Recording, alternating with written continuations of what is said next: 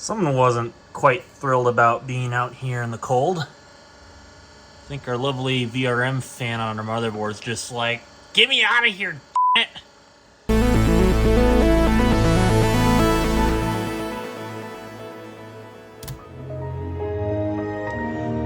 Yes, it is that time again. Very soon, in fact, at least contrary to the last video, for me anyways, but for you guys it might be a little bit longer. But we're back at it again with my ultimate Windows XP computer. And today it's getting its first major bump up in its quality, and that is the graphics. Now, you might be thinking, well, compared to the last video, you already have a GTX 780. Isn't that plenty enough? And for most people, yes, absolutely. I think it's a perfectly adequate GPU for an Ultimate XP rig. But I went a little over the top on an eBay auction. Now, I didn't obviously spend like what you might be thinking I'm spending, which is obviously something to be wary of and careful of, because people with older hardware these days is, well, a bit questionable at best, let's just put it that way. But I have a special treat here, and that is this wonderful beast of a GPU, and also a piece of EVGA history right here. This is a GeForce GTX 980 Ti classified, which is a very special version of the 980 Ti. This isn't obviously a kingpin version, so it doesn't have like a pure copper heatsink through and all the overclocking crazy potential, but this thing is definitely no slouch when it comes to 980 Ti's. This thing, I believe, has, I want to say, a 20 megahertz, Jesus, a 20% overclock compared to the stock 980 Ti from NVIDIA. So it's pretty hefty. It's got quite the heatsink to it too. Nice metal backplate that says 980 Ti classified. And for those who are really into tinkering, if I get it in the light here, it has an LN2 mode if you really wanted to go crazy. So yes, this card is an absolute unit, and I cannot wait to get it installed. Now, before we get started, there are a couple things worth noting. Obviously, first of which, I'll have to pull up the 780. I shouldn't have to do any special kind of driver trickery. There's already on the internet a pre-compiled NVIDIA Maxwell driver package for these 980 Ti's, as well as the 970, 980, the GTX Titan X, and if you're really daring, a Quadro M6000. So you should be able to at least get all those cards working in Windows XP. Now, I believe you can modify the standard 64-bit driver and it'll work the same way as the 32-bit driver. So that's what I'm going to try to hope for in this video. I might have to do it on a different computer, but that should be totally fine. It doesn't seem like it's that hard to modify. So with that, I think I'm going to go ahead and shut this thing down. And yes, the VRM fan is currently cranky because it hates being outside in the cold garage, but you're going to have to live with it because, well, unfortunately, I can't do anything about it. Literally. So we're just going to go and put that fan out of its misery here so he doesn't have to keep sitting there cranky at us about how it's so cold. Oh. So there we go. Now you don't have to deal with it any longer. So, okay, let's go ahead and get the 780 out of this machine, and we'll figure out the 980 Ti as we go along. All right, forgive the wide angle camera for this shot. I'm just trying to get the case in frame the best that I can given my filming circumstances, so you'll just have to bear with me on this. So, time to get my wonderful iFixit screwdriver out. Not sponsored, of course, because, well, I'm too good for that. Well, actually, that's not true. But in any case, we'll get this stuff out of here. This is held in, of course, with 2 screws, and the nice thing about this particular motherboard is that it doesn't shove the PCI X16 slot all the way up against where the CPU heatsink is, because I bet if that was the case, well, then we would probably be in for a good time. But luckily, that doesn't appear to be the case, so good deal. All right, let's go ahead and rip this lovely beast out of here. Now, like I mentioned, this card is probably totally overkill for the vast majority of people who want to put together an XP rig. Like I said, this is a GTX 780. This is a Zotac Amp Edition. Already a pretty high-end card. Pretty nice one at that. But, you know, want that little bit of extra over-the-top kind of performance. So let's go ahead and get this little MSI bracket off of this card.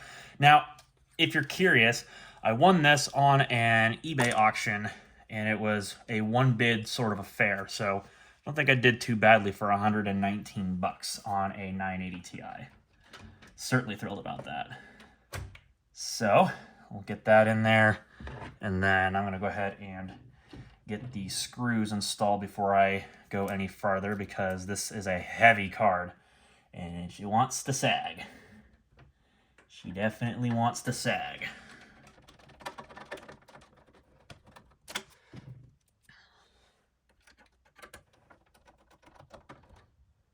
Might just have just a little bit more. Now, some of you in the viewing audience might be wondering, aren't you going to repaste the card? Or are you going to like do any maintenance or whatever? Well, first off, I have to kind of sort of test the card, because I got to make sure that it works first of all. In the eBay listing, it did not show it running. It didn't show any kind of PC information, anything like that. So I want to make sure that I didn't get ripped off. So I'm going to just make sure that at the very least, this thing posts, and this power supply should be beefy enough to handle it. I want to say that this has, yeah, I just looked on the back. This has a Corsair HX 750. It's a little older, but it should totally work with a 980 Ti. It is a little dusty in the heatsink little fins in here, especially right over here. But I don't think it's anything that would prevent this card from at least testing. So we'll actually just leave it as is for the time being, and I can always clean it up later. I won't do it on camera to bore you guys unless you really want to see a video like that. But in any case, so enough rambling. Let's go ahead and hook this thing up again, and I got to go into the BIOS and deal with all the memory timings and crap, of course, because I haven't replaced the CMOS battery, because it's underneath all this Asus Sabertooth Z77 cladding, and I got to figure out where the battery is on it, but I'll just figure that out off camera. So enough rambling. Let's get this thing going. All right, let's go ahead and get this thing tested. I'm apologizing in advance, of course, because the flashlight's on, but it is what it is. So let's see if this thing lights up any pretty colors. Ooh. That's kind of cool, actually, how the text lights up in white. That's actually really cool. I like that. That's about the only bit that lights up on that card. Just the text. Very classy. Love it. Absolutely love it. All right, we got Windows XP starting up here. Now, forgive me, I'm trying to just adjust this tripod so that way I can try not to make it look like it's super crooked, but, you know, it's the way that it is. Oh, that's kind of neat. It actually still boots up in 1920 by 1080. I guess I must have set that resolution with the basic display driver or whatever, because I can tell it's the basic display driver because the acceleration was kind of slow and there's a lot of color artifacting up there. Oh yeah, and Windows is immediately like, where's my driver? So we're going to have to do something about that, because obviously this is not the card operating properly. So I'm just going to hit cancel and cancel because it wants to install HD audio drivers and all of that nonsense. Okay, so let me see if my wireless card is actually installed, and no, it is not. So I'm going to have to take care of that. I will be right back in just a moment. Okay, so this is a thing that I need to point out because I gotta give credit to Retro Komodo, which is a very small YouTube channel, but has the necessary resource, in my case, to make this happen. So this is for anybody who wants to get a GTX 970, 980, 980 Ti, or a Titan X, or if, like I said, you're really wanting to push your luck, a Quadro M6000 on Windows XP. So he's actually compiled together what looks like a already made driver, but I think this is only for the 32-bit version of Windows XP. So what he's also provided is a link to this blog, which will also allow you to make it yourself if you so choose to. It's not that hard. What you have to do is you download the official installer, you then extract it like you're going to install it, and then what you do is you modify a file and you add in the necessary device IDs, and then in theory it should just work. Excuse me, it should just work. So that's what I think we're going to need to do, because, well, obviously they're not going to have a driver for a 980 Ti natively on Windows XP. So here's what we're going to do, I think. So let's go to Bing, because I need to grab the NVIDIA installer. My Wi-Fi out here in the garage is not great, but it'll work. And I'm also browsing the web on Windows XP, which I highly recommend you do not do, because obvious reasons. So I'm going to just pick a driver for, let's just say, the 960, whatever. It's going to be the same driver anyway. So now we have the Windows XP 64-bit edition driver. So we're going to want to download that to our machine. Just like that. And then Windows XP's TCP/IP stack is not exactly fast, but it's serviceable enough. It's not a limitation of my Wi-Fi. This is actually a Windows XP limitation. At least as far as I'm aware, it's a Windows XP limitation, which is kind of annoying. But we will be there soon enough. Okay, so if you're following along for yourself, which this isn't exactly a tutorial, but I mean, whatever at this point, I'll show you how you do it, or at least I'll try to stumble along the path to do it. So, as you can see, we have the error saying that the installer cannot continue because we can't find compatible graphics hardware. That is expected. So at this point, as you can see, I've navigated to the default extraction directory, which is usually C NVIDIA display driver, the driver version, and the OS version, which in my case is Windows XP 64-bit, and then international. So now that we're there, we're going to go ahead and go to the display.driver folder. And in here, we're going to find a file. I believe that they say it's called nv4_dispy.inf. And I'm also going to go ahead, I'm going to turn on the hide extensions for known file types, just so I can make sure I got the right file. So now we just need to find nv4_dispi.inf, which is this file here. I'm going to go ahead and edit this in Notepad++ just to make sure that I have this correct. As you can see, NVIDIA Windows XP 64-bit display INF file in my case. So now what we're going to need to do is find NVIDIA_devices.ntx64 in my case, not x86, but if you're following along on a 64-bit system, it'll be that, which would actually be NTAMD64. So we're going to go ahead and try to find that. So I believe it's been a minute, so you'll have to forgive me if I'm a little slow with Notepad++ here. But let's go ahead and we'll copy this line with the brackets. That's kind of important, actually. So let's copy that, and we'll paste it into here. Or not. Okay, interesting. Maybe I'll have to find it myself. Maybe it just doesn't like the brackets. Actually, you know what? That might be a fair point. Let's try it without the brackets. Maybe it doesn't like that. It doesn't like that either. Interesting. Okay, so am I missing something? Oh, no. Oh, no. There. Oh, it's right there. Oh, you know what? I think it was probably looking inside like this section. It wasn't actually looking for like that text. Maybe that's just because he was, I don't know. Anyways, not like it matters. I found it. So now what we need to do is, as specified here, we need to take these lines and we need to add them underneath this column here. So in fact, what I'm going to do is I'm going to put my cursor here. I'm going to create a blank.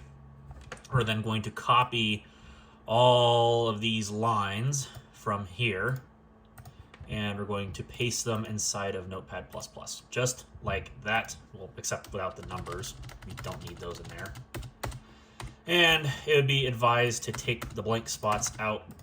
Not that I think it matters, but just for the sake of cleanliness, to add those back in there. So now that those are done, we need to find the next section, which is going to probably be where they mention all these NVIDIA_dev things with the product name next to them, like for example GTX 970, 980, 980 Ti, etc., etc. So let's see if we can find those in the list. Whoop, did I scroll past them? No, I did not. Okay, so I gotta keep going. So once we find the compatible products, then we can continue. It's gonna be a little ways down, I have a feeling. But where we are, we'll get there eventually. Of course, if you're following along, also make sure that you're basically the right categories, of course. Okay, that's that's cool, blah, blah, blah, blah. That's it? No, not okay. Kind of watch out and see if I find this product name somewhere in the list. Maybe I'll just search the... Oh, no. Nope, never mind. It is right here. There's your disk ID for what it's worth. Now, what we need to do is under this header here, we need to add the following lines, which includes all of these cards. So we're definitely going to need to do that. So copy, and then we want to paste just like that. Now, we should be able to save the file. And now, if we go back and we run setup.exe, let's see what happens. And would you look at that? Now we can install our driver. So I'm going to go in, I'm going to hit custom because I had the aforementioned GTX 780 installed. So I'm going to go ahead and do a clean installation of everything except for GeForce Experience and NView, because we really don't need those. And we're probably going to get a driver signature error, because that's just what's going to happen. Yep, just like that. It's going to tell us that it has not passed Windows logo testing to verify its compatibility, which we don't care about because it's going to work anyway, because it's literally the same driver. And I'm going to go ahead and clean up all this crap in the background, and we should have, after a reboot, a working GTX 980 Ti. All right, our system is coming back up pretty quickly, I might add. And so let's see if we have 32-bit color. Oh, look at that. We absolutely do. It's working. Very nice. All right, let's get logged in. And let's launch a game after we launch MSI Afterburner, just to obviously make sure it identified the card properly. And it absolutely did. Look at that. GeForce GTX 980 Ti. Brilliant. Very, very nice. So let's go ahead. Let's hop into, I'm just going to say Portal, because why not? It'll at least launch, and I'm going to have to fix the resolution again because it's a different video card. But at the very least, it should open just like that. Very nice. So let's go ahead and turn the volume down a little bit because this game's kind of loud. Set the resolution to the native real quick. Start putting a load on that video card. Make sure all the settings are turned to their maximum. Of course, I want to put this thing to the test. Leave VSync off, of course. Turn all the settings on. And I also want to make sure it didn't reset the mouse sensitivity, and it didn't. Okay, good. Should be good. Let's give her a shot. Now, if you're wondering why the temperature of the card is rising so quickly, it's because this EVGA card has a feature where it won't turn the fans on until it reaches a certain temperature threshold. As you can see now, it's all of a sudden starting to go back down again. So that is an EVGA thing that you'll have to remember with this card, is it won't turn the fans on until it reaches a certain temperature. Otherwise, all is well. Looks like I scored. And again, welcome to Very the nice. Science Very nice. Enrichment Center. We hope your brief detention in the relaxation vault has been a pleasant one. Let's see, I'm going to pause the game real quick. Let me see if I can bring up the clock speed in MSI Afterburner on the overlay. I think I should be able to. It's probably going to throw all the settings around because, of course, it's going to. But that's fine. Let's just do that. And let's make sure it shows up. Oh, it absolutely does. Look at that. Perfect. 1400 megahertz. Brilliant. That is awesome. I am so happy with this. So let me make sure while this is running. Let's see if the fans are spinning on the card. I do expect that I'm probably going to have to perform some kind of maintenance on this. The fans are definitely spinning, though. That's a good sign. Currently up to 68 degrees, which under this kind of a load is a bit concerning. Not going to lie. I might have to try it with a different game like EVGA Drive, although I'd have to check to make sure that it's not reading like a hotspot temperature or something goofy like that, like an AMD card would do. But I think I would wager to bet that's pretty accurate. Whoa. That was not supposed to happen. Whatever. Excellent. Please proceed into the chamber lock after completing each test. Well, good deal. This looks to be working, at least at the 300 FPS limit of the game engine. So let's go ahead and quit out of that. And let's see. I wanted to try EVGA Drive because, well, that should have a lot better time now with this card. So let's give it a whirl. Let's see how it do. Let's go ahead, go into free roam. Let's go to the work in progress at the time anyway. Jungle Rock Island map, and let's see how that looks. You know, with an SSD, it does help, but it's not perfect. But let's see, it's loading in, it's loading in. It's thinking about it. Yeah, there we go. That's actually not too bad. Good deal. Okay, let's see if I can move the camera around, and we absolutely can. Very nice. Ooh, okay, that's just EVGA. It's not the card doing that. That's normal. All right, let's see if we can drive around here.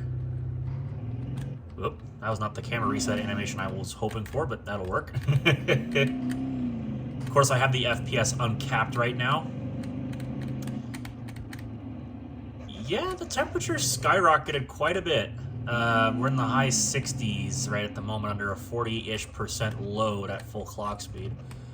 Is that, whoop, am I good driving with keyboard? Yeah, I don't think that's quite the result I was hoping for, but it appears to be working nonetheless. So, I mean, the thing I'm looking out for, just to be on the safe side, is any kind of artifacting. I'm not happening to see any graphical artifacting under load, which is a good sign. Of course, I don't know if this would exhibit any kind of artifacting under Windows XP because of the ancient drivers, but, you know, that's debatable. Oh, why'd you Friggin', I forgot this game. It resets to the default position, which leads to a lot of unopportune results. That just goes to show how old of a version of BeamNG Drive this really is. But it's a good test for this card to make sure that it's functioning properly. Which, on a surface level, I would say it absolutely is, and it's appearing to work no problem. Good deal. Okay.